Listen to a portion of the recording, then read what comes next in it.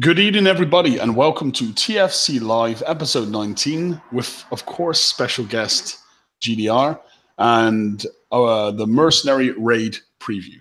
I had to actually read that because I thought I was going to get it wrong.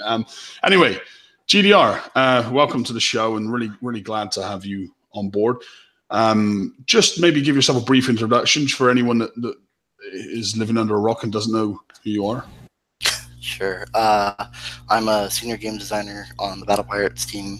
I do a whole bunch of stuff, nothing specific, but like planning, vision stuff. Sometimes I do content like the Skyfire at one time. So those are the things that I tend to work on and try to work with the design team. So, yep. Brilliant. Of course, the wonderful panel. Tonight we're joined by the wonderful George. Evening, everybody. And of course, the amazing Rue. Hey, guys. Thanks again. Well, listen, Rue, I know you've got some slides waiting, so we've got a fair bit to get through, so let's just get straight into it. And I will screen share you now, Rue. 1 second. Okay. Of course, this is Season 3, Episode 19. Our slide deck tonight, of course, we've got our special guest, GD Raikan, and then we're going to touch on a Rampage reports and take a look at the weekly update, and then take a look at some of the bug fixes and balance changes that occurred. So before we dive into the Q&A with GDR, I did want to respond back to the group because I did say that I would. We took everybody's questions. The only massaging that I did was I broke out, if somebody asked like 5 questions in one post, we broke them out into individual questions and put them in their areas, removed any naughty words, and then we went ahead and put together a list of the questions that the players came up with. And this is just a quick pivot table. We had 202 total questions. We had a bunch of suggestions, and there were some incredibly well thought out suggestions. So props to the folks that took the time to do that. And KIXEYE does have all of the questions and the suggestions, and those are going to get to where they need to go. And then here were the other totals for the other questions that we had from the players. The number one thing that was on folks' mind was bug fixes, and then there was a lot of concern about player retention. Player retention included chores, fun factor, things like that. And then, of course, we had build repair times, FM, and then so on and so forth down for that. So first off, I'd like to thank everybody that did take the time to ask their questions. And I will go ahead and get the list up. But just thanks for putting your heads together and coming up with some of the good stuff. And so with that, if you want to take me off of present now, Liam. Yeah, no problem. Okay. You can still hear me? Of course, yep. Okay, so we're going to go ahead. We came up with a list of 9 questions, and so, for example, if there were 25 FM questions, we kind of rolled that up into one question that kind of covered everything that players asked. Now, obviously, GDR can't sit here and answer 202 individual questions as much as we'd like him to. So we came up with the list of the 9 questions, and we're going to run through these now. And so the first one is dealing with the issues that we've seen. So what's being done to address the constant issues that occur with weekly releases, and why does it seem to take so long to correct those issues? That's a good question. So first things first, like, we totally acknowledge that there have been a lot of issues in terms of bugs and things that have rolled out. We do try to prioritize really important bugs as best as we can. Like, I think the replay issue got fixed, for example, today. You won't be able to see your old ones. You'll see everything moving forward, though. So, like, you know, we do try to fix that. That said, we're not exactly satisfied with the rollout. We're making improvements internally for the team in terms of our QA process. We're trying to get more QA help. So that's certainly part of it. I know there's like still outstanding bugs that we're working on. Some bugs are just way more lofty than others. So for example, like the elite countermeasure turret bug where it doesn't shoot at certain times. You know, we're digging into that one. There's some really weird nuanced stuff that's going on with that, so we're trying to fix it. And just sort of like as we go through that, like find ways to improve the clarity around countermeasures in general, so that things aren't so confusing and things have a better chance of working in the future. And sort of, why things take so long, just as a reminder, like BP has a really old code base on Flash, right? So the code is sort of like one giant Rube Goldberg project. So if one part breaks, then it might break something else that causes a rock to fly out the window and break the window. And now we have to fix the window on top of the Rube Goldberg, right? So, we obviously never intend to introduce these bugs when we do it, but sometimes, there's a lot of risks with just how things are connected. And even if we try to fix it, we could risk breaking something like at a much bigger scale, right? So if we try to refactor some code to make it more stable, it might jeopardize, this other code over here not working anymore or breaking. And so we have to be very slow and meticulous about those kinds of changes.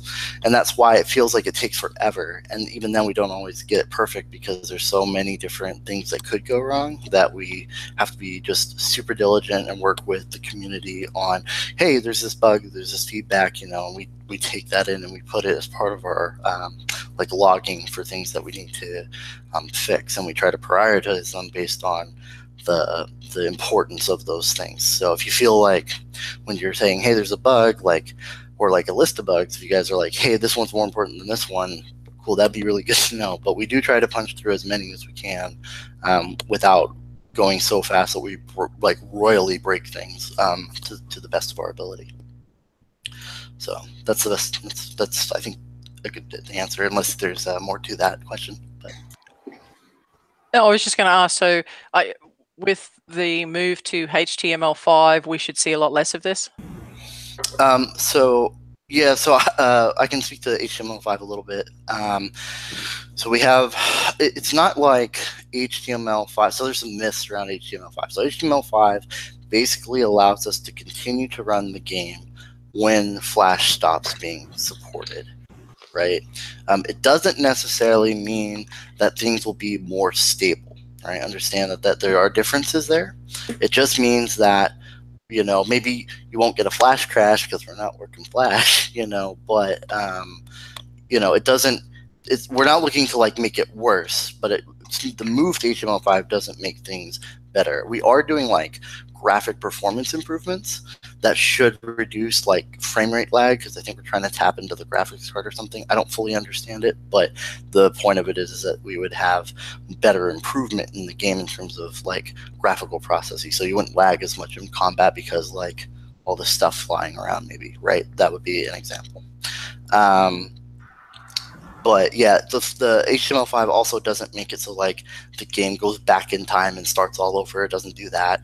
It's simply making sure that the game persists from when Flash stops being supported to us being able to move forward from that point and still have BP working. Right? That's all. Oh, so that was really interesting, because that was one of the questions that a lot of players had asked was, are we going to have to start from scratch and download a whole bunch of new stuff? So no. Okay. All right. One of the other ones that came up that is kind of prevalent that everybody is feeling is, what can we expect in the future to get the fun and the players back into the game? Players are having to spend so much time doing chores and waiting for repairs that they're no longer really enjoying the game and are leaving. Sure, that's also a good question. Yeah, so surprise, fun is subjective. So we have to look at player activity, what you guys sort of comment on in terms of what you find enjoyable or not. As far as things to look forward to or talk about, I guess. So one thing in the chores, I know you mentioned this specifically. We have a dub update coming out sometime soon-ish, trademark. I don't have an exact date. But the point of that one would be that it's still co-op, and I think we're trying to make it so that each corner is a different silo, and then you get the payout for that silo, basically, is the general idea. And it'd be a much higher payout than what you guys normally do. And it was, yeah, like I said, I think it'd still be co-op, and so you could work together to go get much more payout than you would normally.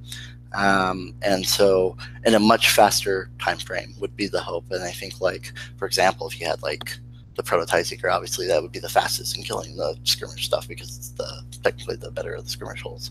But you could work together with friends to like accomplish that goal.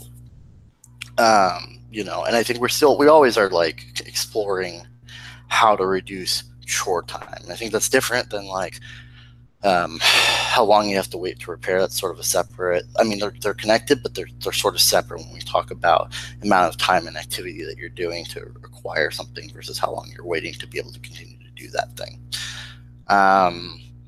But, you know, sort of as part of that too, we have like that mobile app coming soon, where, you know, if you can't be at your computer, you have to go somewhere, you're at work and you have like 5 minutes at lunch or something, you know, the mobile app can help you farm out some of that stuff while you're not at your computer. So that'll be cool. We also have, as far as like our target design goes, you know, especially raid targets, you know, one thing that I'm working with Robot on is, you know, focusing on time to complete being lower. Like the skirmish ones, I think, are a good example of like where it takes a while. Like it takes like 10 minutes to complete with like the Hunter and Fangtooth. And moving forward, we're trying to get it boxed in within like somewhere between the 2 to 5 minute window. So that's important to know because, you know, that's basically like a 70% difference or something along those lines. And then that translates to the world map when they drop on the world map. So you're spending less time in an actual target, like actively grinding or managing the auto or whatever. You know, and then therefore you're getting more resources per hour or whatever you're doing. So that should help. Again, I don't believe it's a full solve, but I do think that those two things come into play. We're also just looking into alternative methods about like it not just always being about beating up the target. Maybe there's some other fun things that we can do. I'll talk about that in a second. So the point being that like we don't like there's a difference for people want to do different activities. Some people, like, we get a lot of data about people just tend to enjoy PvE. Like we look at people who just do PvE and no PvP, and they're actually quite a large market. So when we talk about chores, most people who are, you know, referring to that as like, I'm not doing the activity I want to do, and a lot of times that's PvP. You know, and so I think we're looking to find more and more ways to try to just say, here's a way to not have to focus so hard or reduce the time investment it takes to actually do that as far as your active play. And then like future features that we're coming up with that like will help, I think, players or get people excited about. So one thing that, and this is like no promises, we're talking about it. It's early stages. We would like to do it. So just disclaimer, is we have turret storage coming. So the idea being that right now when you build a turret and you want to refit it or whatever, like your build kind of goes away. You'll have the idea is that you'll have the opportunity to like stash it away, sort of where you can then build it back out. Like you can pull from that inventory instead of having to rebuild something, you know, at a reduced cost or whatever. But the idea being that like you can actually save out your actual builds instead of always having to rebuild from scratch. So we think that might help, especially with like the ability to adapt your base even more efficiently, because, you know, we got a lot of feedback about like, I don't have the knowledge or ability to figure out how to, you know, do things, and I don't have the tech. I need to experiment more, you know, I need that opportunity. So we're trying to like address that by letting you actually save your actual builds and then putting them back later if you want. And the other thing too that we talked about is like doing something like time trials. So it's sort of like if you can complete a given target super fast, then you might be #1, and like that gets displayed, and then that's your time and it has your name, and people need to try to beat that, you know, and you can do that with your friends. And so it's like a completely different way of thinking about targets and just sort of having a fun, like more competitive aspect in PvE outside of just like, I got better repair and I, you know, did the target, right? So those are things that we're kind of looking to like try to reinvigorate the game a little bit more. Does that answer your question? I like rambled for like 8 minutes. Yeah, no, it does, but and you did touch on a lot of things with the time to kill and stuff like that. One of the things that has been popped up, not to blindside you from chat, is the complexity of some of the things that are going on. For example, with PvP and having to spend an inordinate amount of time trying to figure out all of the stats and that type of stuff. Are we going to see a reduction in that type of thing? Oh, so we definitely want to. We've discussed talking about updating the stat block so that it was more accurate and a little more comprehensive, and like so you're not having to do math in your head to figure out if something's going to work or not. You know, I don't think we're trying to like explicitly make things more complex. Like that is certainly not what we're doing. That said, like we do want to make sure that things are balanced and fun and competitive. So we're walking that line and trying to figure out where that is. Are you saying that targets are also complex? Is that what I'm hearing? No, I was talking more along the lines of the PvP and you had mentioned being able to save turrets and then having to figure out, well, I've got to have 3 of these, 2 of those, 7 of those, and it's got to be Wednesday for that to give me max damage. Right. Yes. And so I think like we are interested in like getting those calculations to be way more accurate so that you're not wondering, right, if that's going to work or not. I'd be interested in hearing like what people have in terms of their thoughts on how we can better communicate, because obviously we can tell you that this is this much damage, but if you're like, is that good or not? Like, how would you want that represented? Well, I think that would be good. I think in some regards, like say for example, you build a turret, and you know you then say for example you have 5 T7 penetrative turrets. And then for example it's covered by 5 fire support 2s. I think if there was a way that you could actually list the exact damage of what that's getting in the stat block of the turret, yes, to reflect the 5 fire support 2s, to reflect all the specials, and to reflect the transformer, to reflect the fact that you've got 7, and it actually just showed us the calculation. Yeah, that's a large confusion part that I think would really help with the right numbers. Yeah, with the right numbers. Yeah. And we agree for whatever that's worth. I think that especially the design team, we 100% agree that is something we would want to improve on for sure. And I think we were talking about like getting rid of the notion of the damage stat as it is and dividing it so that it's basically damage per shot or per projectile, and not just damage cumulative, because especially in PvP, because that's where that actually matters, because you're interfacing with deflection and not resistance as much anyways. And so that would make more sense in that context. So maybe we would probably end up having to do that holistically, but I feel like that would be more beneficial than just like a culmination of damage that means very little to you guys, because you have to divide by X, Y, and Z on a blue moon, right? So So I'm actually I have one follow up to that one, just out of curiosity, because I know we tried this years and years ago. Are we going to actually see the actual damage displayed, or are we going to still have to try and figure out what's divided by 2 and what isn't? I don't know. I don't know. Yeah, that's a great question. I mean, look, we tried it once, and I think the team is like royally scarred from that experience. They're very scared to do it.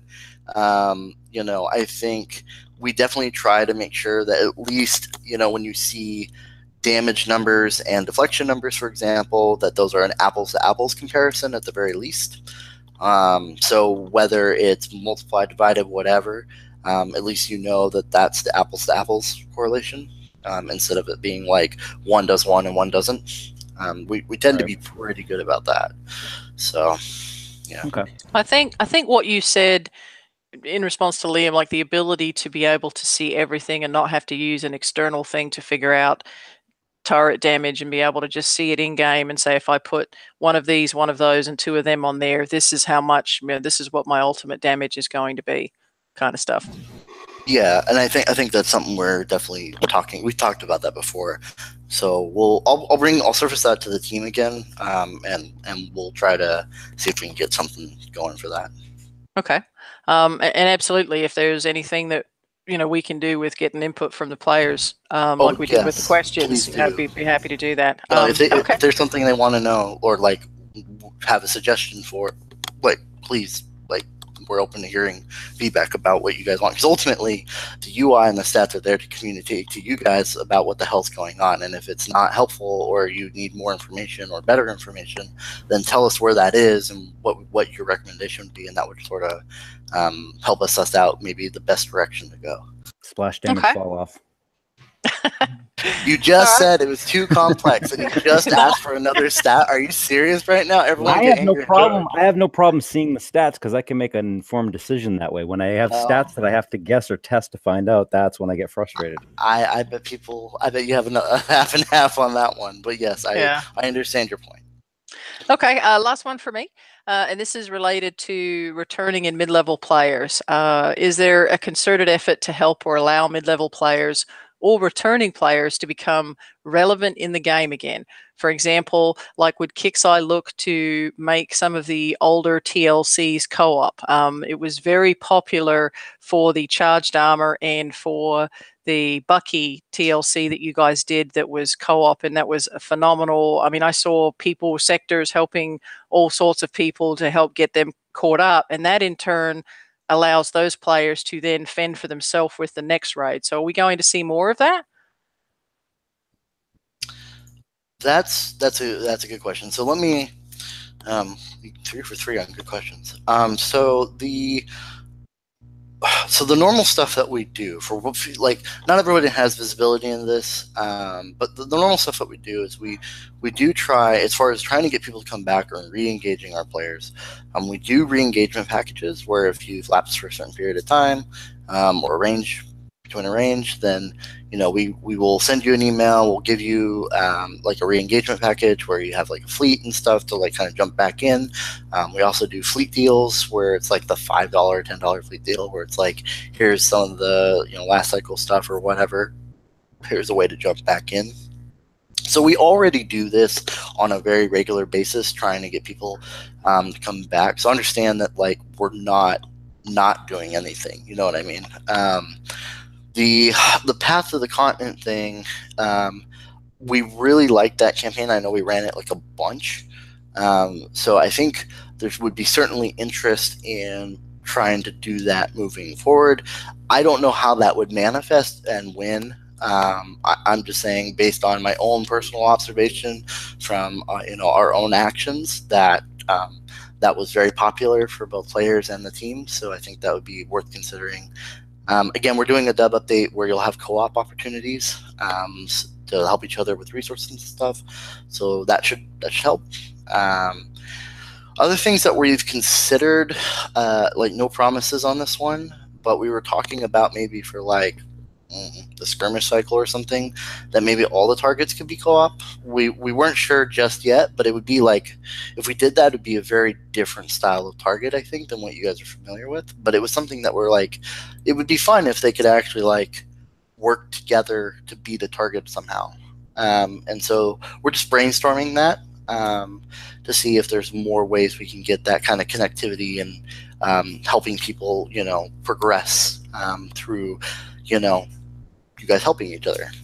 I think that's what we learned from doing that Legion HQ one that everyone hated compared to the Path Continent, is like the definition of co-op, has sort of a different connotation to you guys than what we were kind of experimenting with. And so I think we've learned that and are trying to apply that forward. Okay, well, I will, a bit, but I will strongly encourage you to take a look at some of the suggestions with respects to co-op and TLCs that some of the players have put forward with how to help mid-levels help themselves. And so whoever's responsible for that area, there were some really, really good ones that were put forth, and it was like, oh wow, this allows them to do it themselves at their pace, but yet not be spoon-fed, for want of a better term. Sure. Yeah, I haven't, like, you guys had like 1 million like responses, 1,000,000 at 202, 1,000,000 responses on that stuff. So I haven't had a chance to like sit there meaningfully and sift through all of that stuff. But if you guys like, if there's suggestions in there, we're absolutely open to suggestions, because it's something we're always thinking about and exploring and trying to find great opportunities to do that.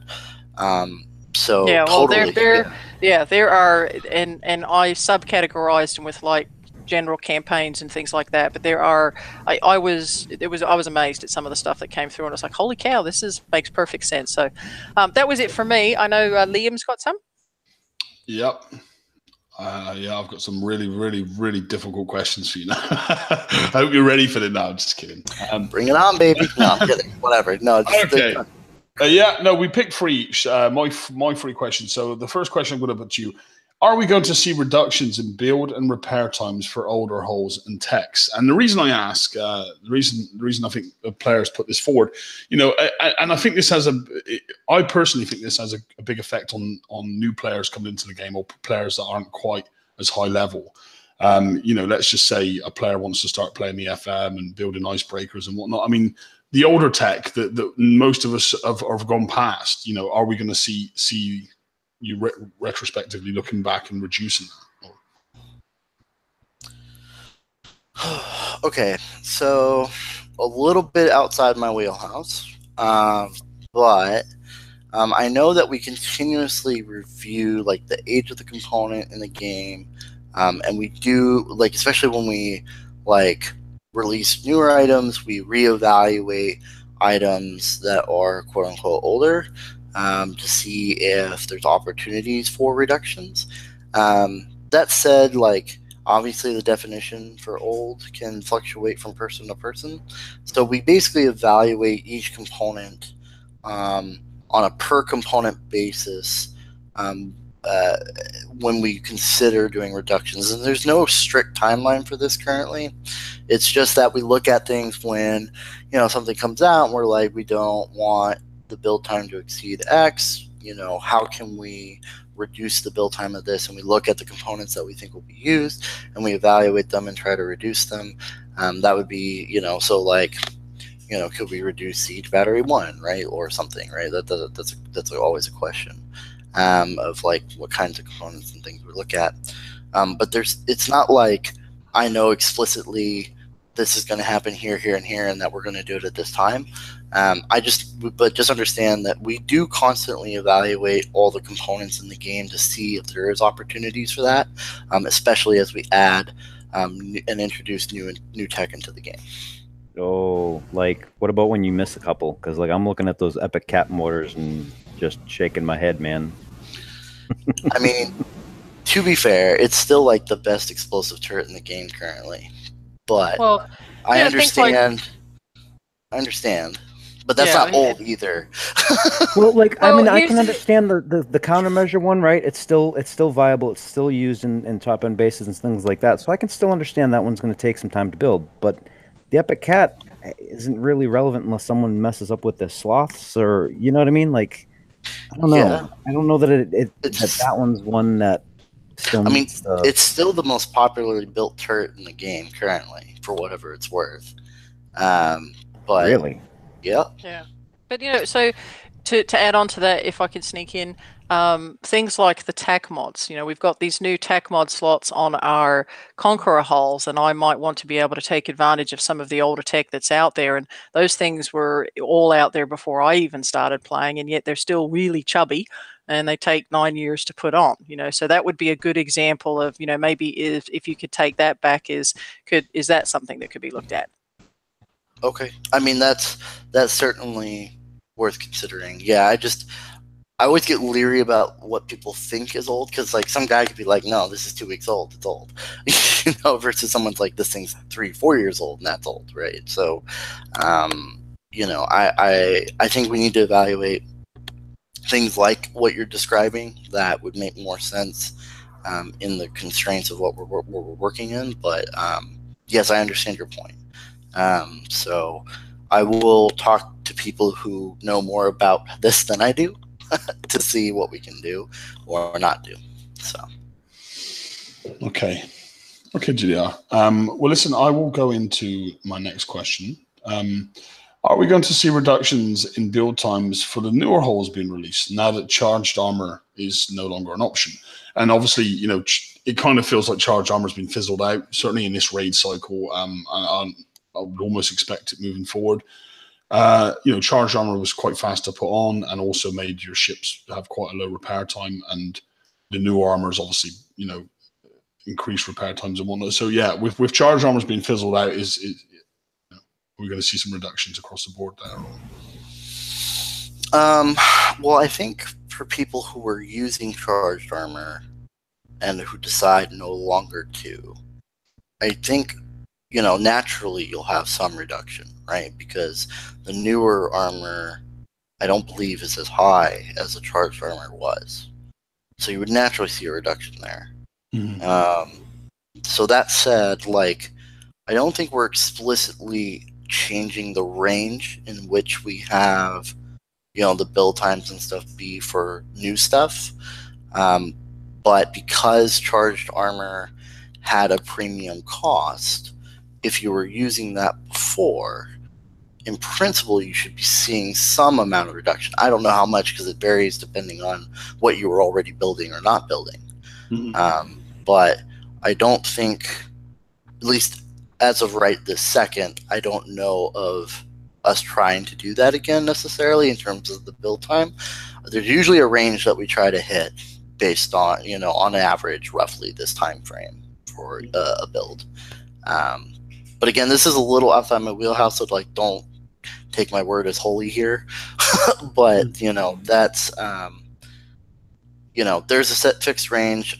If you're using charged armor, you're probably going to see some amount of reduction. If you're transitioning to some of the old resistance armors or the new armors or something along those lines, I think you might see a change there. Yeah, I mean, I do appreciate not having to go into a raid and having to grab 5 of this and 5 of that in terms of the charged armor. I mean, so like you know, you are, I guess, as a player, I'm kind of seeing a reduction in the amount of points I need to get in terms of needing to collect charged armors. But anyway, okay, I will jump into the next question. Okay. Why is FM as difficult and grindy as it is? Oh, quote unquote. Quote unquote, right, okay, sure. Okay. Grindy, all right. Good question. So, all right, so let me see if I can help try to address some of this. I don't know if it's going to explicitly answer what you think you're asking, but I think it'll help give context at least for what we're doing. So first off, we looked, you know, I don't know, a few weeks back, I don't remember when, a while back, we looked at different kinds of players hitting the various FM targets. And we found that most players were trying to engage with the lower end targets instead of like their you know, like their intended target, right? Like the thing that they're supposed to be hitting in terms of like optimal efficiency, which we found weird, right? Because it's a great way to increase your grind time if you're going to hit down so that you have to get more points than you would have had you just, you know, hit the harder one, right? Now I get it. You have a repair time and you're going to have to come back multiple days. I get it. But as far as like actual seat time, actual grind time, like you're literally doing that stuff, like hitting down sort of makes you have to grind for longer, generally speaking. So when you hit down, you end up hitting more. Yeah, so basically hitting more low-level hits means that you're grinding more. And so as players have even pointed out, you know, like FM's all about progression, and we wanted to ensure that all players are able to progress forward within the FM system, right? That's the goal. Now, as you've seen, we adjusted the FM to sort of like mirror the progression intent. So hitting lower level targets with lower tier fleets, basically, until you're able to, you know, earn the tech to hit harder targets, right? So that you can get better stuff, and the prizes that you earn are based on where you're at in the current progression, and those are targeted to help you move forward. I know we're evaluating the prize list to make sure that like there's actual tech in there that like helps people do this. I think it's kind of got them bloated and a little outdated, so I think we can probably improve it. And then, like, I think additionally, again, as you sort of thinking about this, like, if you, as players pointed out also, I think, like, if top players are hitting down on targets, then there's less targets for those who actually are at that difficulty level. So that results in them hitting down, and so on and so forth, which means their grind time also increases. So the decisions we're making around the FM is really, from a design side anyways, is trying to make sure that we focus the FM such that, you know, you're hitting the targets that are appropriate for your tech, and then, you know, by doing that, it lets us avoid the removal of core progressionary targets that otherwise, you know, would be hit down from top players who are just, you know, trying to, you know, ease their FM experience or whatever you want to say. But, you know, I think it's important, if we talk about the FM as this progression and catch-up thing, that we should be talking about, you know, the mid-level guys being progressed through at a reasonable rate, and how do we protect them, you know, so that they can actually get to that end game where, you know, more people are competitive. Is that a fair answer? I'm trying to think if that answered your question well. Yeah, I mean, I can understand from that. I guess that you're looking at data and figures that we have no clue about. But, you know, I mean, me personally, like, I built a fleet of dragons. I find the 117s way too hard. You know, so I'm now hitting 112s because they just do not seem worth it in terms of value. And that is quite frustrating, because obviously I do want to finish quickly. I do want to get in there and hit them out and be done, but I'm not willing to pay the price. Mm-hmm. Yeah, and I mean, there's certainly a difference between top targets that add enough variety for a dragon user, for example, to have some variability in their, like, repair time / cost, and having targets set aside for mid-levels that people, you know, like, overly take advantage of, which we don't want, for the reasons I outlined before about helping those mid-level guys. It's things that we struggle with all the time, really. So, yeah, I mean, it's difficult because it also correlates to, like, the payouts, and is the delta meaningfully enough different that you would actually want to hit those targets? You know what I mean? Like, it sounds so simple. It's like, oh, it would just make an easier target for them, right? But really, like, you guys do a lot of value proposition in your head. You're like, is this worth it, right? Like you noted with the 117 versus 112, right? Is there actually a meaningful middle gap in there, or is there not? And I don't have the answer for this. These are just questions that are coming in my head as you describe this problem. So, well, I guess one thing I like, now that you've listening to, like, the problem, now that you've capped the 111s to not be able to hit them with Infernos or T7s, does that kind of answer the problem? And then does that kind of leave us a bit of leeway room to maybe decrease the damage in the 117s for the T7s? Sorry, say that again. I think my words got mixed up. No, so you know, you capped the 111s so they could only be hit by lower end holes. So right. Did that kind of fix that issue of, like, having enough lower targets available? Right. I mean, that was our step towards doing that, and we wanted to do one thing at a time to get kind of a measured response to that. Is like, did we actually fix the problem when we did that? Because otherwise, we were going to have to remove the target, which is not what we really wanted to do. Mm-hmm. We just wanted to make sure that, you know, it wasn't being taken advantage of, and that the mid-level guys had something there. The icebreaker monolith guys, you know, that's what we're talking about here. But in doing so, you kind of fixed that issue. Right. So is there now kind of a bit of leeway for the 117s to ease up a little bit on the Infernos? Well, so that was sort of what I was saying earlier, which is, like, say 117 is where we currently want the top end target to be, right? I'm just playing devil's advocate because I don't have. You know, I'm not the business person. I'm trying to make the game fun, right, as best as I can. So I'm looking at it like, okay, there's not enough. Like, from what it sounds like, you're like, I don't want to do the 117. I want to do the 112, or I have to do the 112, but I would prefer to finish faster, right? But just not at the cost of the 117. So I'm thinking, is there, like, a 116 or something? You know, you're like some one in the middle that makes sense, right? For someone like you who's like, can I do it just a little? I'll take it just a little more damage, but I can get it done. Like you know, I don't want to do the 117. It's kind of crazy for me. You know, and so I was just sort of saying, like, in order to do something like that, you know, we'd have to make sure that, you know, you're getting meaningful points from that didn't feel like I should have just done the 117. You know what I mean? Like, we would have to find that good middle ground. And I don't know if it's there given the current balancing. I don't know. I just don't know. So that would be something to look at. It's like, how can we diversify or stratify the top end so that you have more diversity so you could make more of those decisions, right? I guess that would be my reaction.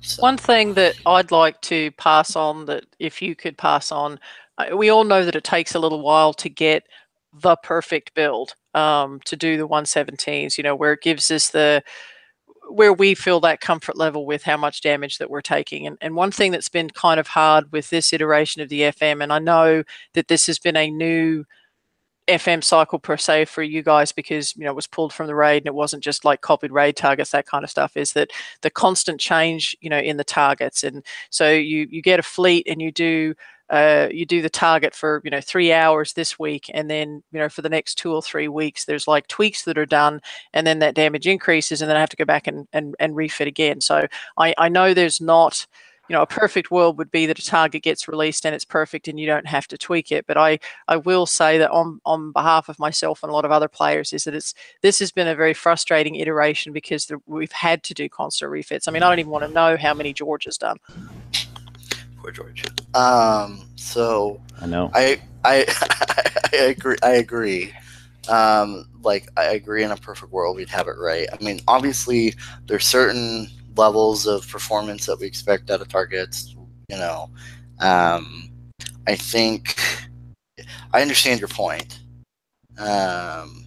Yeah, I wasn't expecting you to answer it. It was just more of a pass back to the folks that are in that area. I'm just processing because, like, you gotta understand, like, when you guys tell me stuff, the immediate thing is like my brain just starts going into overdrive about how I can fix it or help address it, you know. So that's just who I am. So just open up the code and fix it right now, and we'll tell you. Sure, yeah, man. I'll just live on move air. over, engineers. I got this. You know.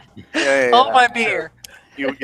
So I actually do have a follow-up to that one, because this is more of a design question. When you guys are designing something like that, particularly when it's something new, do you guys take into account that players are inherently damage adverse and time adverse, like the time on the target?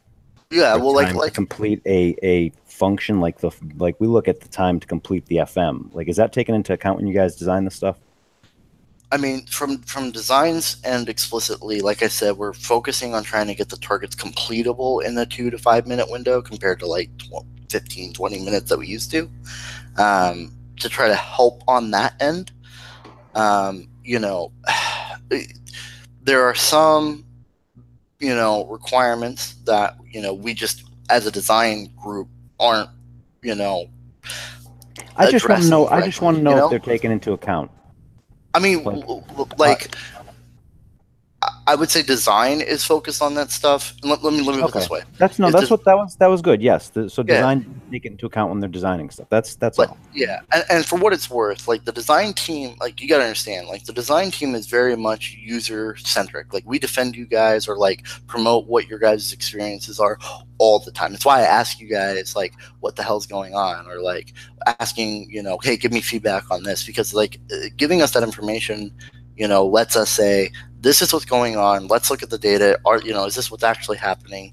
And then that becomes an argument for us to say, let's change the game in a positive direction for the players in this way. And then we have that back and forth with product and business people and all that stuff to try to say, like, where's that sweet spot, right? Where's the happy blend between the two, right? So just understand that, like, we're on your design team is very much on your side, right? I can't begin to express that enough.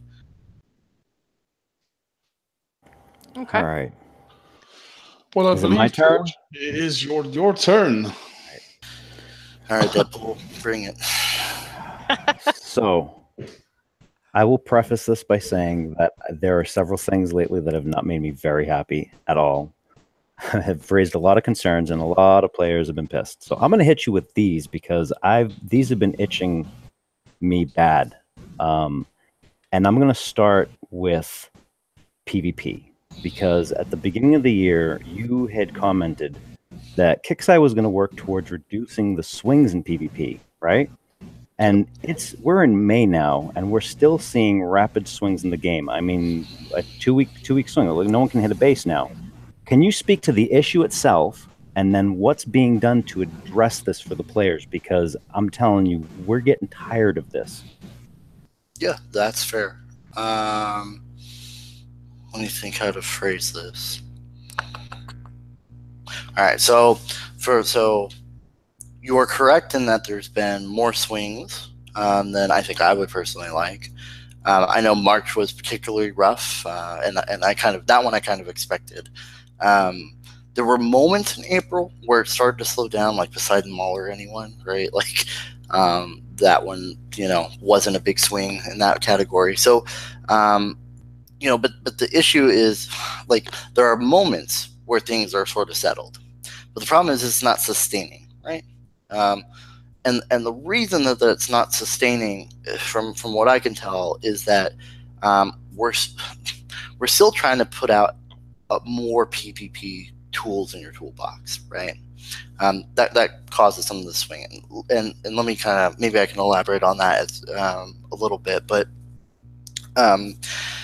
basically, from what I can tell, is that we're going to be beginning to approach, and I think we sort of signaled this, but we're going to begin to approach a point where we've sort of exhausted all the existing damage type combinations that we have in the game, so like pen and ballistic and stuff, and we're going to begin to transition into introducing the other ones. And so in doing so, right, the ability to have an optimal offense or defense, right, which is causing these wild swings, basically, it is going to begin to be reduced or negated. Since it's unlikely that you could defend literally against all damage types super effectively. It's probably not possible. For what it's worth, this typically takes about 3 to 4 different damage types to be in the ecosystem for both offense and defense before you kind of like feel this rhythm, right? Because right now you've got like Missile Stormcruiser Onslaught versus Howies and executioners and stuff. Right. So there's already a mismatch, right? Because we haven't. Where's the ballistic stuff, right? We have MC plate, right? But where's the ballistic thing, right? And so we're going to get to a point where you're going to start having more options within the 3 to 4, so that you aren't in this kind of like pendulum. The pendulum swing only occurs, I think, when you have optimal path for both either offense or defense, right? Like right now, you're probably like, wow, bases are uncrackable, and that's fair. I think, again, as we go through this, as you start seeing more and more damage types, I think you're going to start feeling that a little less. Also, just as a note, we've already made some tweaks to what we had as the existing plan moving forward, so that it should reduce like that 2 week later my ex isn't valid anymore or whatever. That's not to say like stuff won't be coming out regularly like it is, but just rather that new things don't like flux as much as they do now and when they're immediately released. So that's a little out, but just know that we're shifting towards that, because I'm not happy with what's the frequency of swings, and I think we're trying to make sure that the appropriate content's coming out at the right time. So basically we're playing for the long game, so that PvP is going to become balanced, right, eventually, and that takes a lot of stuff. Like, you guys got to understand that this new approach with being able to customize at a greater level than I think you've historically been able to do, at least within the past 2 years or so at least, requires a lot of setup. Like, it's a crazy amount of setup. But the good news is that once all that stuff's in, right, the ability to have strategic decision-making elements for like base hitting and base design, will become very present. And so you won't have those optimal swings. And admittedly, we're not there yet. I understand that, and I agree. And I'm not happy that we're not there yet. But You know, I think you could probably. I'm kind of trying to remember everything in my head. I think it's somewhere 2 to 3 months. Like, I feel like we would be in a better spot. You guys let me know if that's not the case. What you're saying is essentially that we're going to eventually reach a saturation point in tech wherein there's going to be choices where it offsets. You become vulnerable because of your choices if you strengthen in one area, right? Right. So Yes. like it used to be. Okay. Yeah, and that's yeah. and look, that's fair, but then the question then becomes, why couldn't the rollouts be done in such a way that the swings weren't this extreme? Whereas, like, you know, maybe come out with one of the turrets instead of 2 in the last raid, so that way we don't have no base hitting for 3 weeks. You know what I mean? Like, actually, I'm gonna save that because I think the next question is actually going to bring in I think everything's gonna tie in. I think my last question is gonna be a little bit different. I'm gonna add a question, so get ready. I'm gonna save this because I'm gonna touch on this again after this next one, because this one pissed everybody off too, and I know Liam flipped out about it. A lot of people were pissy about this, and it's going to tie into what I want to follow up on this. What the hell? Why was over damage implemented? And like, I want to know the reason why it was implemented, and then why was it released in the manner that it was in the game? Like, why it was handled that way?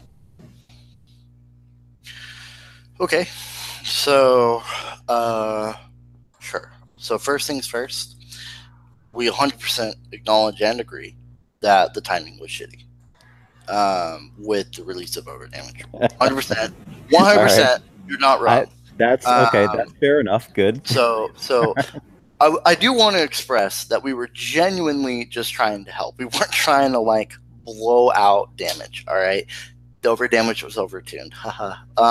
But you know, our goal was simply that we wanted to increase the ability to kill other ships without affecting the current balance of turrets versus ships, right? So doing something like reducing deflection would affect that, right? Because it would affect the relationship of turrets versus, you know, the relationship between ship versus ship. You know, and two, like, overdamage in principle allows us to more safely control, balance, and scale the amount of damage dealt to a ship within a particular piece of tech. Had we done, say, like, ship DPS on all the old hulls, right? One, that number would be gross. You guys would flip out. Two, we would likely run into larger issues in the future. So, for example, when we have more powerful weapons released, that could radically affect the balancing for things in the future, right? So it actually gets worse, right? If you think about how much scaling would actually go on there. So because it's now linked to a weapon, right, and that's a number on a weapon, it's much more safe, right? Because there's currently no way to augment it. There's nothing like that. There's no bonuses applied to it from other things. It's like, this is the number, and we can safely escalate as needed when we need to, if we need to.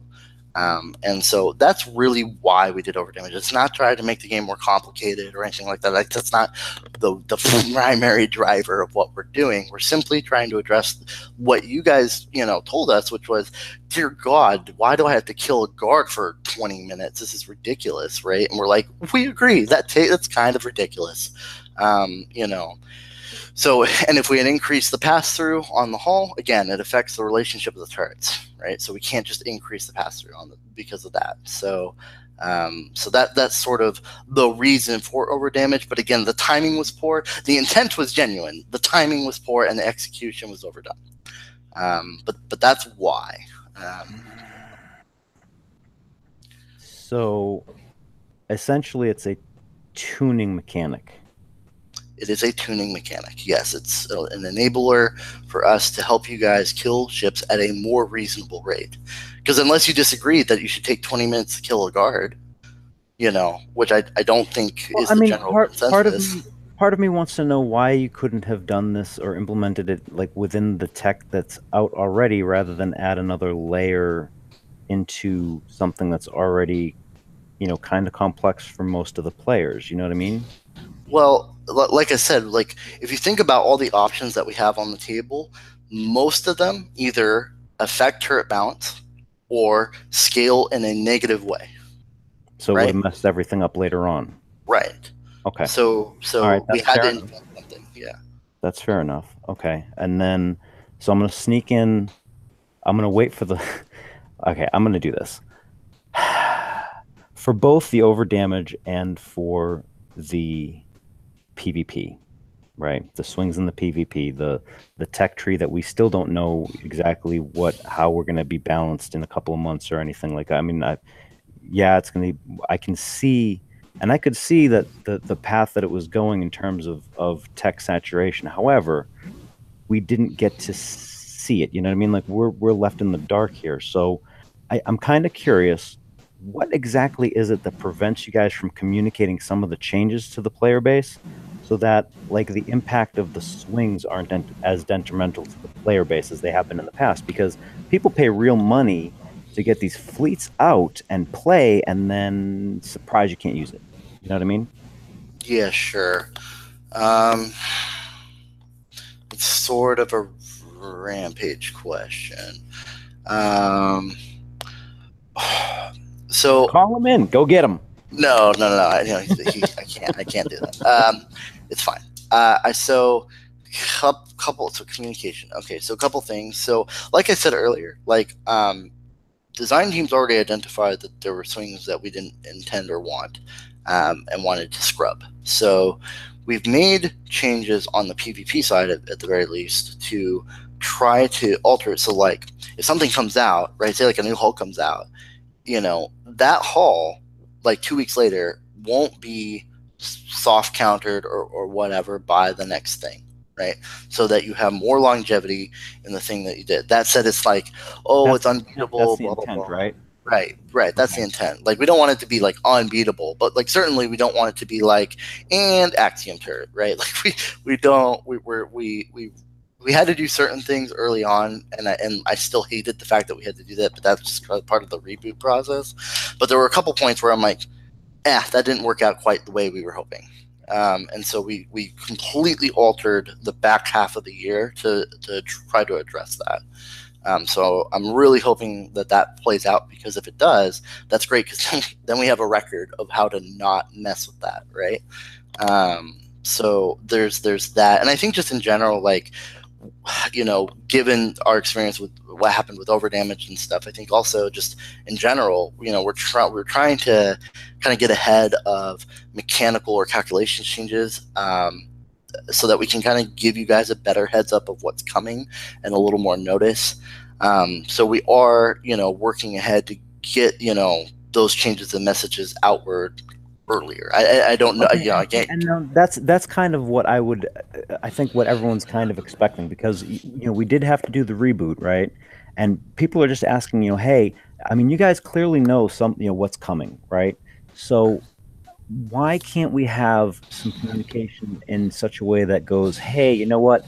The month of March is going to be really rough, right? Because we need to get this amount of tech out to start getting to this balance point. I don't need specifics. I just need to know the roadmap so I can at least go, okay, if it's going to be a little bit wonky in March, maybe I'm going to pull back on my PvP spending and I'll concentrate on PvE for a little bit, right?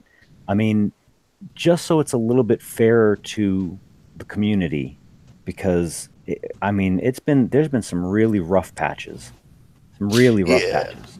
Yeah, I certainly, Is there a way to do it without giving us specifics? You know, right? Because the thing that always concerns me is like the Hellwraith flagship issue, where it's like, hey guys, Hellwraith flagship's coming out this month, and then like 2 weeks before, psych, it's coming out next month, right? And then it's like everyone's like, oh, what the hell, Kix, right? And so that's why we're always apprehensive about telling you exactly what pieces are coming out, because I don't want to I really feel bad when it's like we had to make a change. Right, and that's why I'm saying maybe not specifics. I don't need to know that, you know, hey, a missile hull's coming out next week or blah, blah, blah, but I would like to know, hey, this month's going to be a little bit rough because we're planning on getting this out. Or, hey, we're going to be planning on, I don't need to know when. The next hull is going to be an X type of hull, and you're going to be able to have to concentrate on like now 2 different damage types or something, you know, things like that. Sure, I get the point. I don't know if I would go that suggestion, because then you would, if I said, well, it's not ballistic, it's corrosive or whatever, right? Then you guys would be like, what the fuck, right? Like I just planned for that. Like I don't want to like. You see what I'm saying, right? Like, I get the point. I totally get the point. All right, good. Yeah. It's not that I don't get it. You're gonna go and try and talk to somebody about this, because I mean, it's not an easy problem to solve, right? No, I understand that. I told you I wasn't gonna give you easy crap. No, that's fine. I'm upset. I don't want you to give me easy crap. Well, like I like the genuine answers or questions. I just yes, I'm paid the dollars. I will go figure it out. I'll work with Rampage. I understand. Yep. Good feedback. Good. I mean, like bringing the whip back would be good. And then one last quick thing, because we are getting hulls, and apparently the plan is to keep these things viable for a while. When are we gonna get some more damn dock space? That's a good question. I know we talked about it. I don't know if and when we would. That's my answer, because I don't know. Okay, so it's being looked at though. Yeah, I mean, like we discuss it, you know, like whether or not we take action on it, that's a completely different thing. But just understand, like when you guys talk about that kind of stuff, it's not like we ignore it. It's just like we listen. We don't necessarily do take action, but we listen. We do talk about it internally all the time, especially the design guys. When you guys bring that kind of stuff up, we're like, hey, is there a reason that we can't do this, right? Like that's the kind of questions we ask. But I personally don't know the answer to that particular one. Okay, fair enough. But yeah. All right. Well, thank you for putting up with those, because I know they weren't the easiest questions, and it's fine. Trying not to be belligerent, but you know. No, it's fine. Like, look, we totally have messed up like on a couple of occasions, and that's me putting it nicely. You know, and I think it's rightful that you guys ask the tough questions. Like, I would prefer you guys do that, at least for me personally. Because otherwise I can't have an open dialogue with you guys about things, right? Otherwise, it's like a shutdown moment between both of us, and that's no good.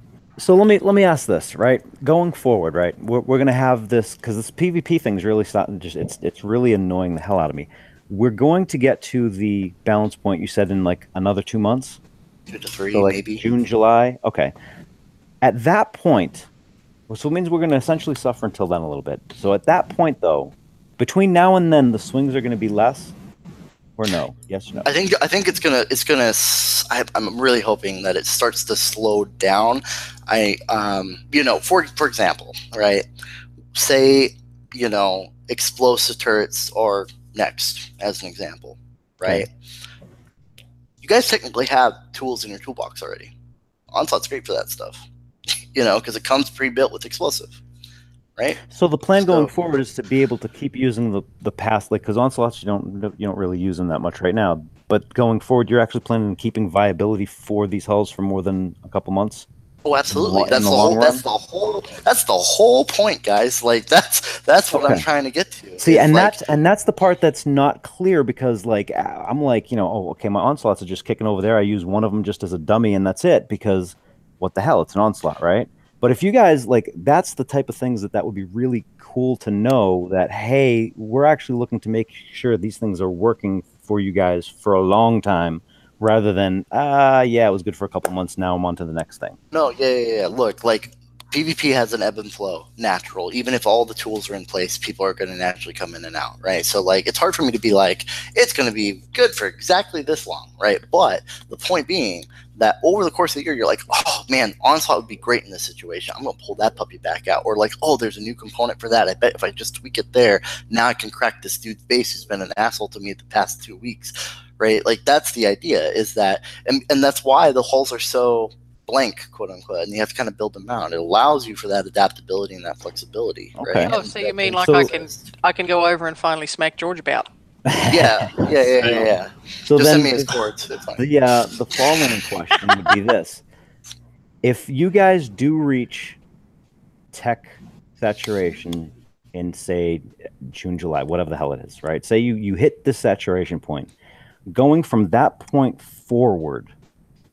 So we've hit the saturation point. Going from that point forward, are we going to see the balance in PvP be, I guess, level? Like, there's not going to be these crazy swings anymore. Like, what's the plan for that? I think yeah, that's good. That's good. Well, so the tweaks that we made, again, like the idea being that like if a new hull comes out, then 2 weeks later the thing doesn't totally screw you over, right?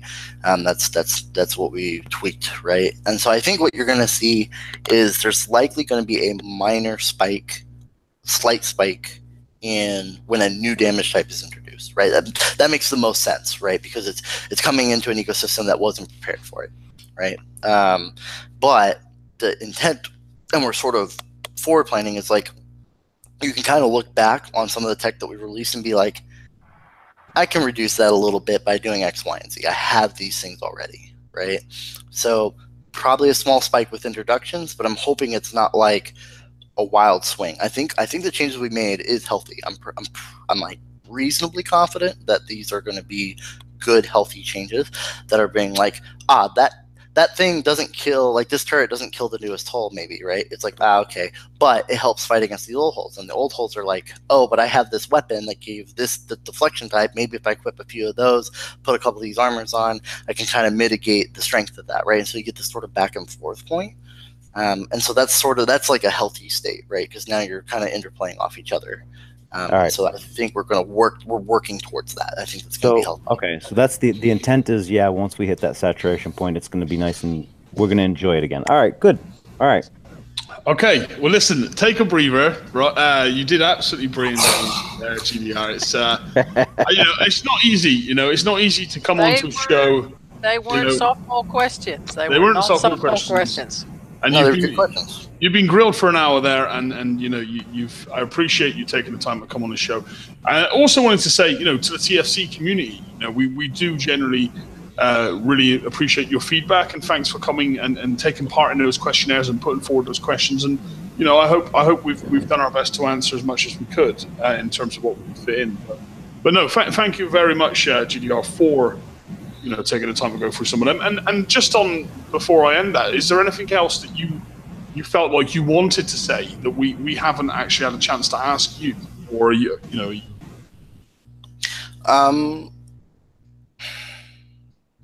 on those particular topics? No. Like, I mean, I feel like I tried to answer them as truthfully as I possibly can with the knowledge that I have. So I appreciate the hard questions because rightfully so. I can come up with hard questions all day long. I know you can. George. Well, before he does, we got some raid stuff to take a look at. So again, just as Liam said, GDR, thank you so very much for your time and willingness to sit in the hot seat there for a while. And you're more than welcome to stay on the show with us as we go through some of the rest of this stuff. Sure. As long as I don't get kicked out of the room, we're good. So I'm just going to sit here in my little corner and not talk and hope nobody comes in that door. If you need to go, we understand. It's no issues. Just let us know, and it's no problem. Yeah, I'll just wave goodbye and log off. Well, yeah, it's cool. It's cool.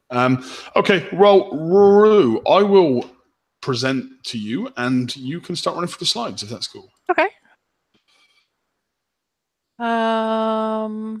Okay, so we ran through that. Just to touch on Rampage reports real quick. This was last Friday's Rampage reports. There were two things that came out of it. The first one was the Impact Cruiser. This is the new ballistic hull that we're going to see, I believe, in Bounty 10, I think Chris said. And then he also shared a screenshot with some changes for upcoming from changes from Bounty 9. Instead of having the regular checkpoints 2210, 2210, then 22, and oh my God, we're now going to have the ability to be able to bank throughout the day, and we're going to have some type of input as to when we bank. So there are checkpoints throughout the day. Once you reach that checkpoint, you go ahead and bank. But then if you want to bank after that, then you have the ability to do so, like the late at night one, or for example, like the last day when it used to be about, 57,000 points, I think it was, for the last checkpoint. So we don't have all the specifics yet. We don't know how many times, how often. We don't know if everything's going to be banked, but it is something to look forward to, and hopefully we'll get some more information before that comes across. Yeah, oh, sorry. Go ahead. And a reskinned SCX. Yeah. That's right, babes. Oh yeah. No, it's good. Yeah, I mean, just the point. Like the goal here was just, from my understanding, is just to give you guys a little more agency about when and how you log in, because we don't want to like overly stress you out. We're like, I missed a day and now I can't reach my checkpoint. I'm screwed. Like that was sort of like the thing we're trying to help with. And so keep in mind it's a new system.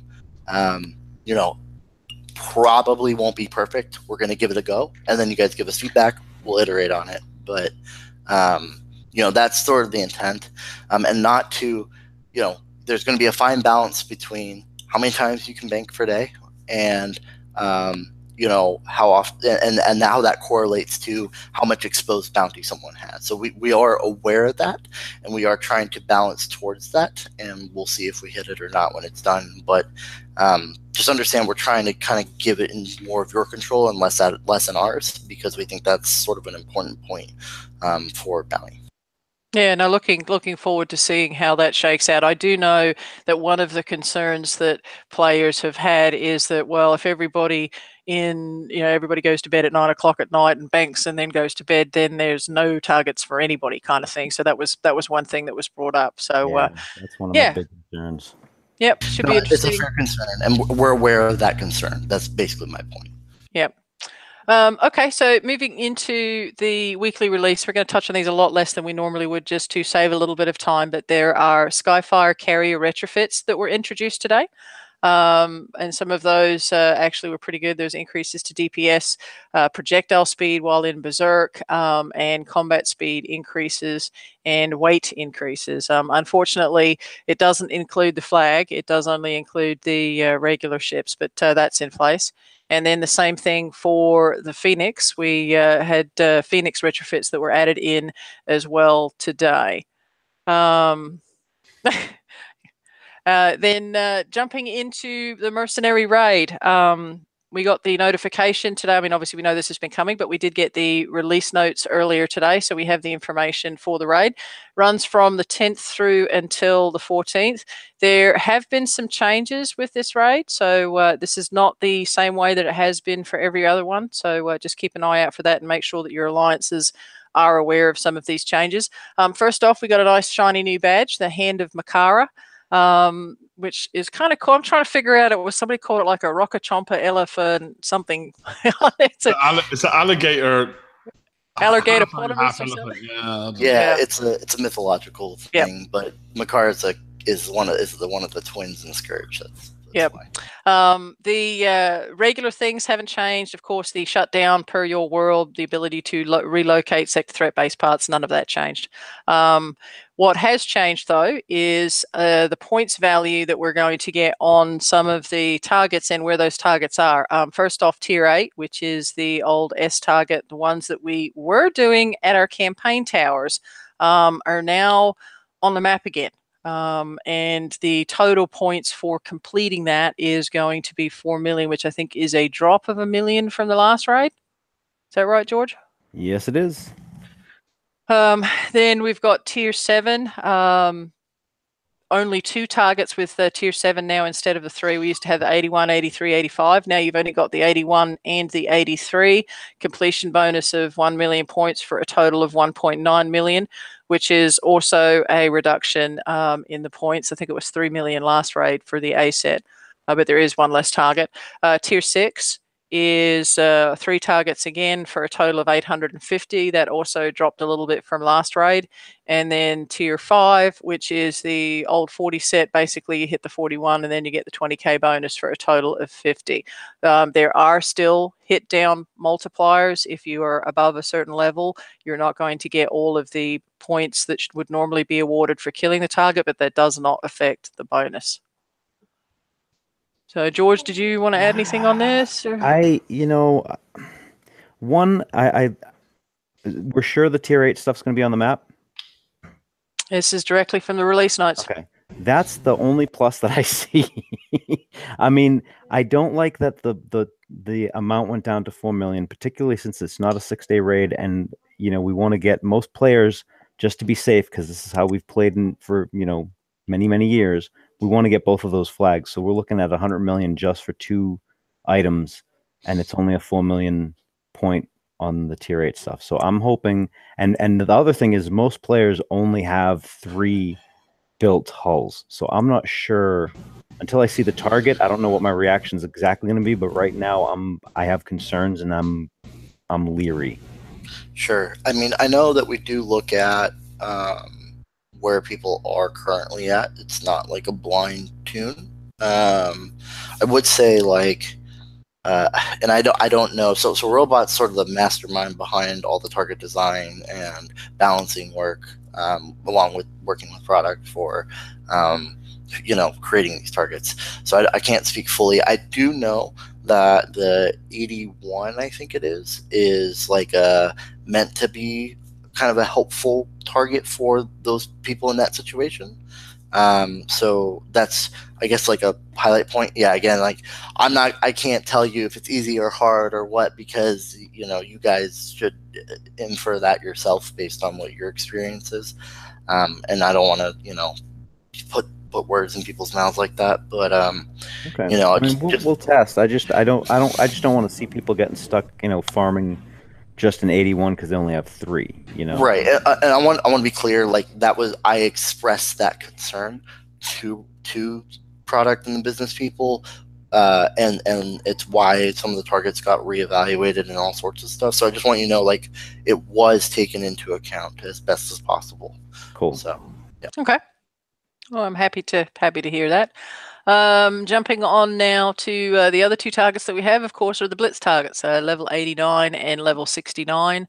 Those did not change. 800 points, minimum Blitz of 5 gold for the 89, and then 125k in points, minimum Blitz of 1 gold for that one. Let's jump into the prizes. First one that we've got is the Makara's Manticore. This is the flagship. I am happy to see that the lovely green flagship will match my scatter CIC. So thank you to the design team for that.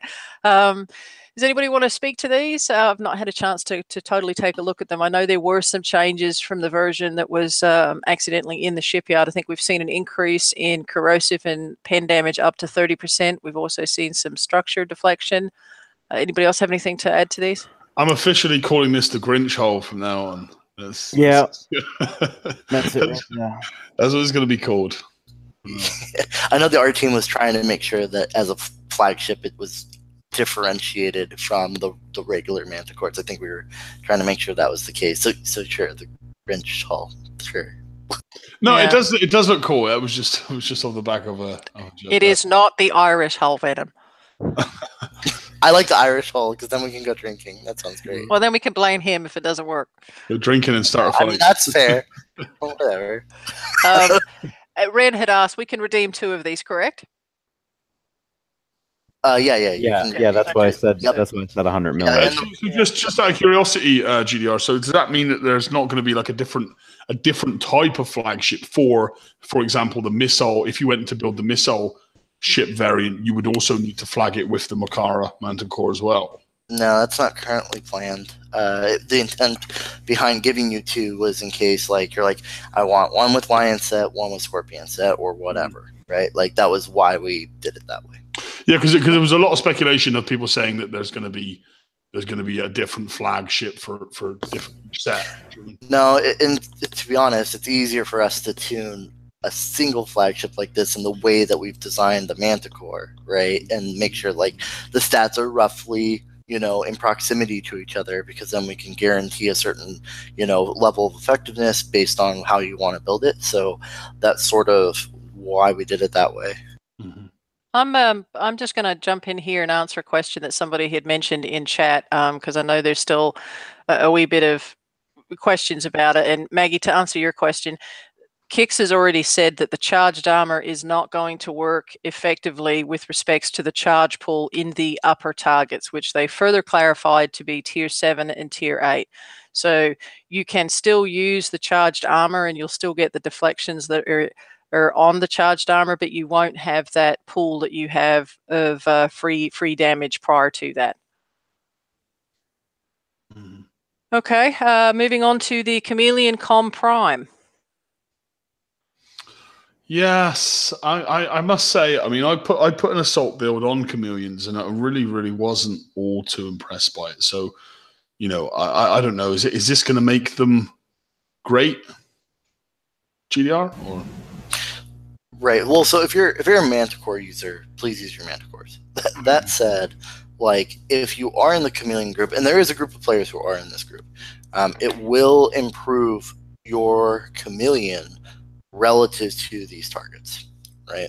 So will you go into the nest target? I mean, you can. My recommendation is like this will help you kind of live in like the Bs, maybe hit up into like the 81 or something, depending on how good you are or whatever. But like it will help gear towards assault, and it helps towards, if you have like an assault expedition fleet, then yes, maybe this will help you in there as well. So just that's what it's for. That's why we continue to offer, is we want to continue to support the chameleon and making sure that if people do want to use it in the raid or wherever in an assault target, that they have the appropriate flagship and components in order to do so. One thing at random, if you don't mind me asking, it's not like a difficult question like before, but see in the last raid cycle, we've seen quite often. We've seen during the raid, we were seeing you would maybe add in some additional prizes like tokens and whatnot, and quite often they were actually quite good to grab. And is that something we're going to see as quite a common thing moving forward? These sort of. Ooh, Are you hoping or asking, Liam? Well, both actually. Yeah, because I don't see any. I'm seeing a lot of low. Like I want to see more tokens, and I don't want to see them at 7 million a pop. I don't know why they doubled in price or almost not tripled, but it's more than double in price. Okay, two sort of separate questions. One, I don't know. I can't answer to pricing. That's not my thing. Are we going to see more components that come out in the middle of the raid cycle or whatever? So yes, because we've already announced like things like the mine layer CIC that's going to kind of really take your skill level to that next gameplay level. But we're talking about like what kind of components could we introduce, if any, that would make for more interesting decisions? Because I think you guys are familiar with like we would do like a 20% increase on the previous weapon, blah blah blah blah blah. And I don't know if we really feel like that's the best approach. So we're sort of exploring like, what if we made a missile that gave a speed boost instead of the defense boost for the Stinger missile, but it's basically a Stinger missile, right? Like, Well, no, I mean, no escalation weapons. Yeah, no, I understand that. What I was sorry, maybe I misworded it. What I was meaning, do you know, like in the last few raids, like we would get to maybe Saturday or Sunday, and then all of a sudden, like 20 tokens would be added to like the store.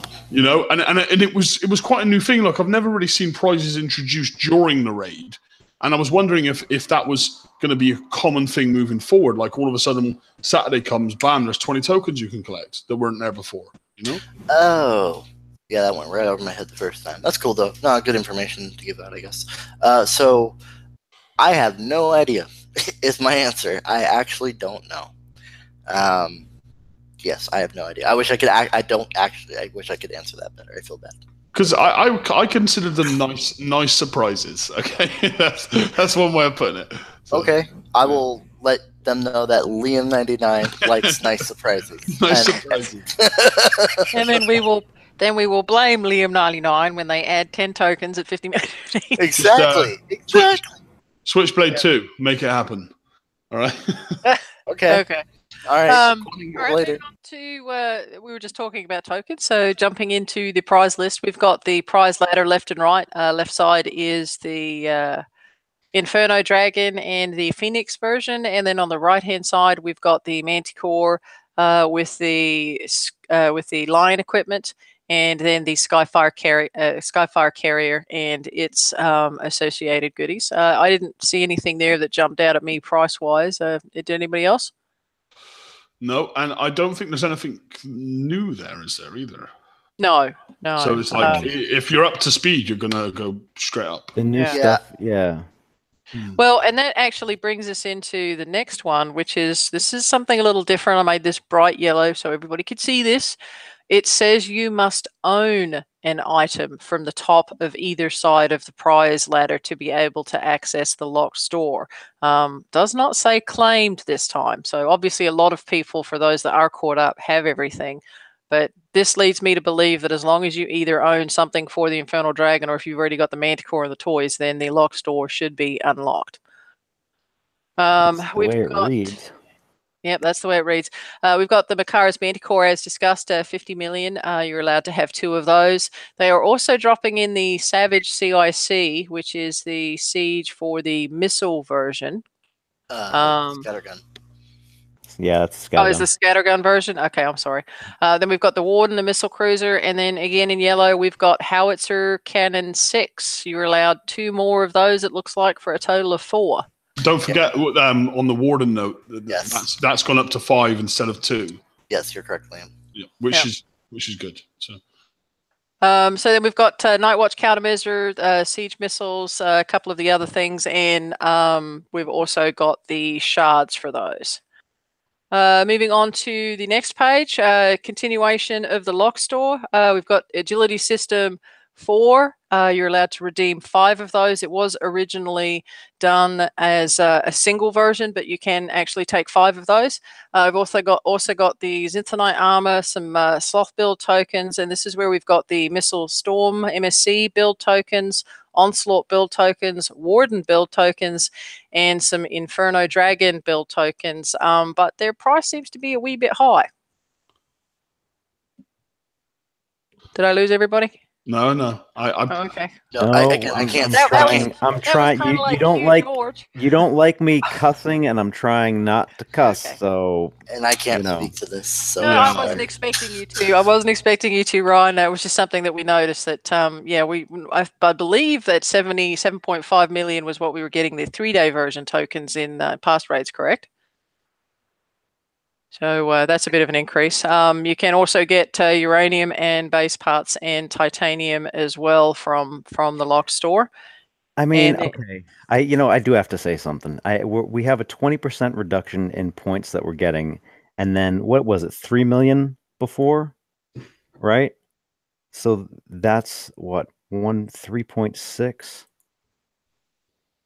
That's a 120% increase in token price, with a reduction of 20% in points out of that. Like I can you please have someone review this when you get off of this show? Because this is really starting to sit on me the wrong way.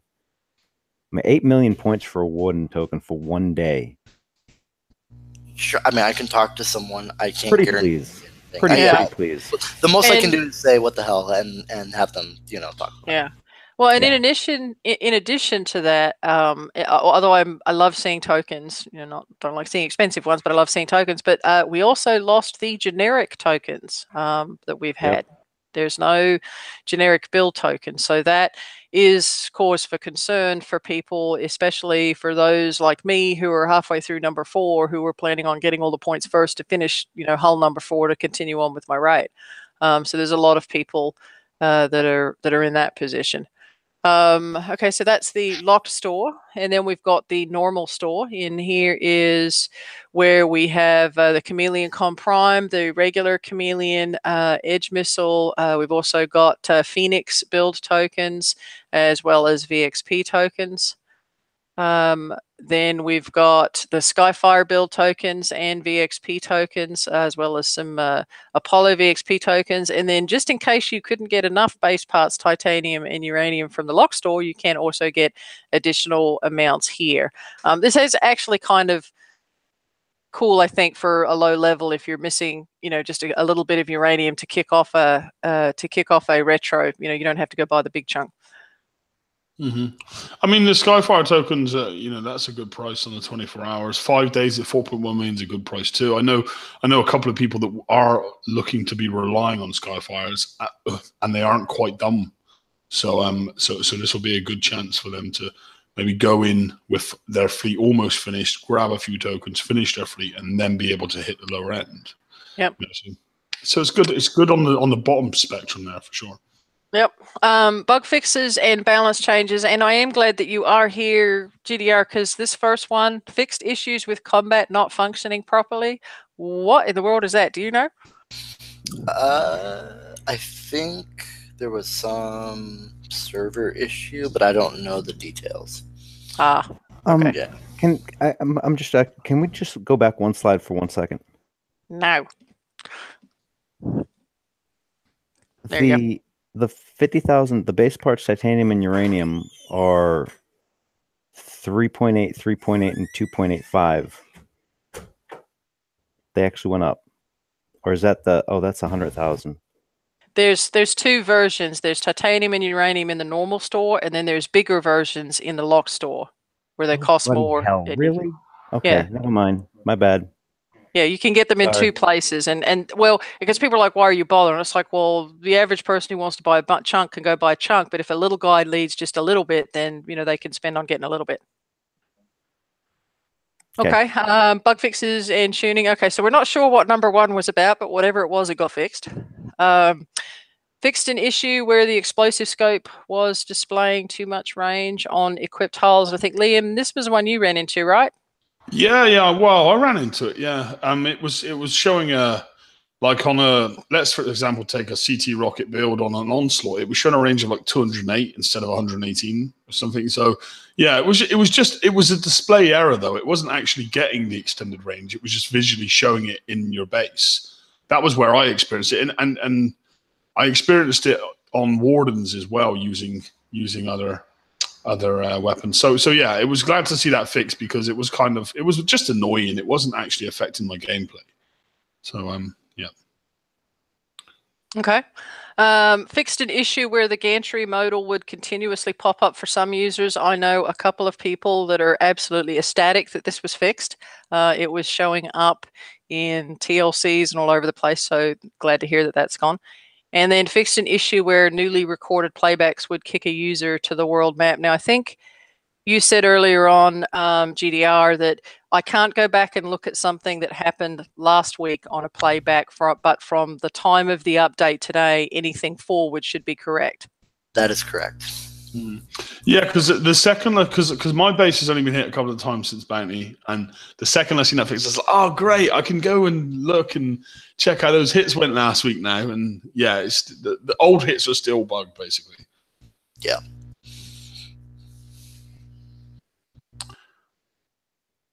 Is that it? Yeah, that's it for slides. So you can take me off present now. No problem. No problem. I know Robot's excited to see what people think of these new targets. He's sort of like the mastermind and builds all those targets. So he's very like, oh man, I hope they like it. Like from a fun factor. I know there's a lot of work that goes into them, and I still got to say, I'm the one that, and Chris was nice enough to give me the high-res images. The art department too is certainly rocking their stuff. So now we know who to blame and who to be angry at. Thanks, GDR. Just kidding. Yeah. Well, listen, it's been a great show, and we managed to get through the slides. Obviously, the Q&A was a great section of the show, and I really appreciate you coming out tonight, GDR. I of course appreciate the team and everyone that tuned in to watch. I mean, we went up to like 215 viewers at one point, which is a good show. Is there anything else anyone wants to throw in? No, it was a good show. I'm glad that we got some answers. I appreciate you sitting through some of the more belligerent questions that some of us had. And yes, I hope you come back soon, man. Yeah, this was fun. Yeah. Very, very, very glad to have you, and it was really, really good, and some really good information. May not always get the answer that we want, but at least we're able to ask the question. Just a couple of housekeeping things, Liam. We will of course have our normal raid thread at the top of the page. We'll also link this show at the top of the page, and I will upload the slides at the top of the page. And I will also include in the slides that get put up the actual questions that we asked, so people can see the list of I think there was 9 I think that we had. I'll put just that list of the questions that are up there, and then people can go ahead and listen to the answers for that. And again, thank you to the players and the folks on the page that took the time to put their information together and their questions. It was really good to see.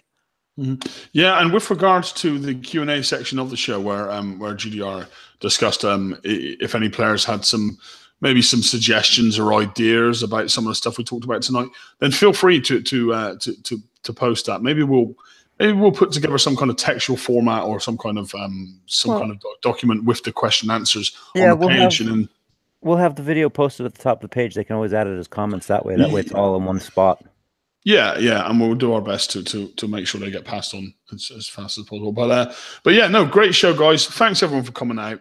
GDR, thank you very much. And listen, everyone, have a good raid. We're all going into this a little bit blind, so let's hope it's good for everyone. And we will see you on Saturday's open mic show. So please tune in for that. And good evening and good night. Yep. Good luck, guys. All right. Thanks, guys. Have a good night. Thanks for coming out. Thanks, everyone. Thanks, Ron.